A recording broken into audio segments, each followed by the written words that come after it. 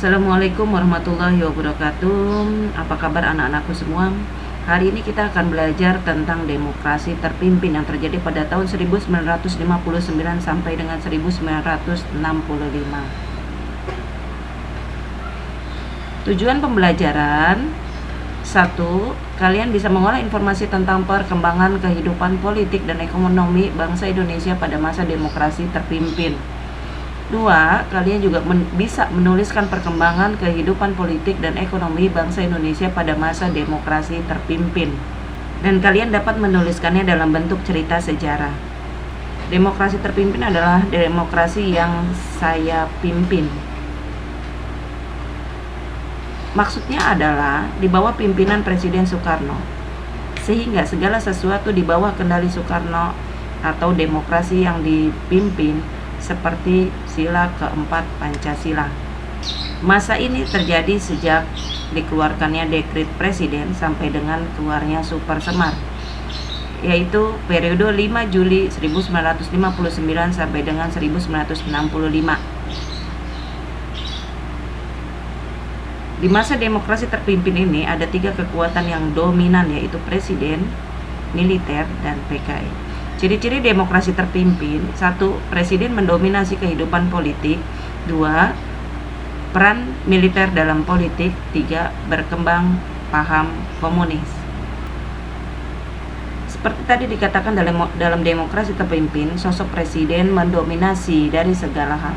Karena selain sebagai kepala negara, juga sebagai kepala pemerintahan.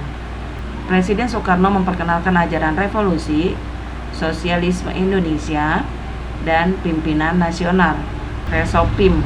Beliau juga mengeluarkan gagasan nasionalisme, agama, dan komunis atau Nasako untuk menampung aspirasi berbagai golongan yang mengakibatkan keadaan politik tidak stabil, sehingga dalam menjalankan pemerintahannya mengalami penyimpangan.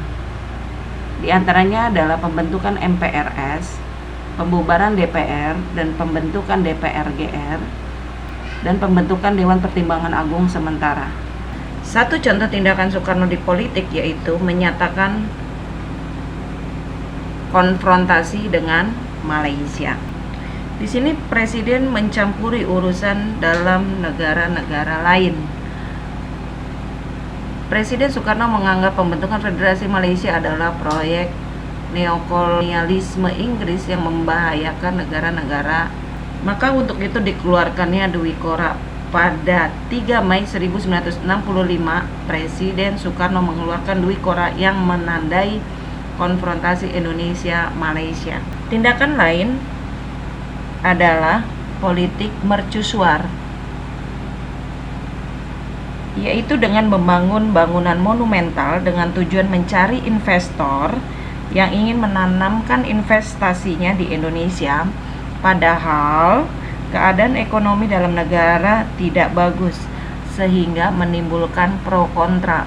Politik mercusuar merupakan politik yang bertujuan mencari kemegahan dalam pergaulan dunia. Berikut ini juga satu tindakan Presiden Soekarno di masa demokrasi terpimpin. Indonesia keluar dari PBB. Dan ini terjadi pada 7 Januari 1965, Indonesia menyatakan keluar dari PBB. Latar belakangnya adalah PBB menerima Malaysia sebagai anggota tidak tetap Dewan Keamanan PBB. Yang lainnya adalah sikap PBB yang tidak merombak struktur organisasi PBB. Apa dampak yang terjadi setelah keluarnya Indonesia dari PBB?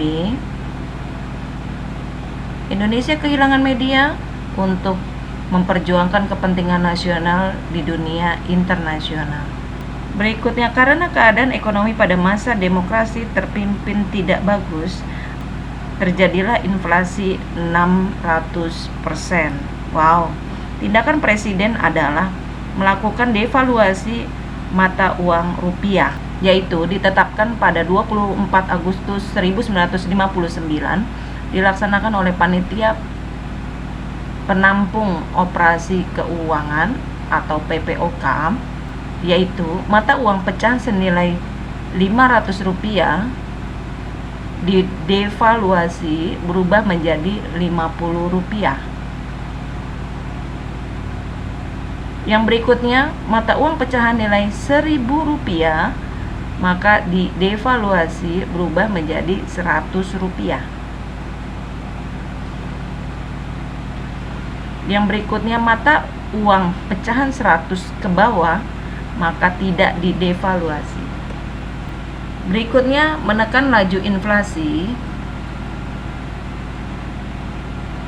Berdasarkan peraturan pemerintah pengganti Undang-Undang Nomor 2 Tahun 1959 dengan cara membekukan semua simpanan pada bank-bank yang ada. Yang berikutnya, menginstruksikan penghematan bagi instansi pemerintah. Yang berikutnya, menertibkan manajemen dan administrasi perusahaan-perusahaan negara. Demikianlah demokrasi terpimpin. Terima kasih. Assalamualaikum warahmatullahi wabarakatuh.